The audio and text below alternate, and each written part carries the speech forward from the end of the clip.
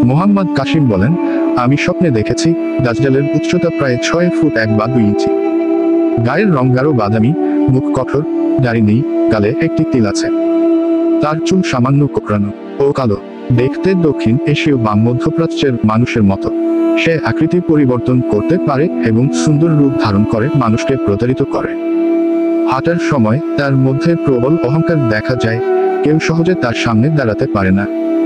ইবলিশ শয়তান তাকে আমার ধনী যুদ্ধবাজ বলে সম্বোধন করে। কাসিম আরও দেখেছেন, দাজ্জাল মধ্যপ্রাচ্যে ফিতনা সৃষ্টি করছে এবং তার পূর্ণ শক্তি অর্জনের অপেক্ষায় আছে। সে কালো জাদুর মাধ্যমে শক্তি সংগ্রহ করছে এবং জাদুবিদ্যার মাধ্যমে নিজেকে আরও শক্তিশালী করছে। এক স্বপ্নে কাসিম বলতে শুনেছেন, দাজ্জাল বলছে, খুব শিগগিরই আমার শক্তি বৃদ্ধি পাবে, আমি বিশ্বে আতঙ্ক ছড়াব এবং সবাইকে আমার সামনে আত্মসমর্পণ করাতে বাধ্য করব, না হলে হত্যা করব।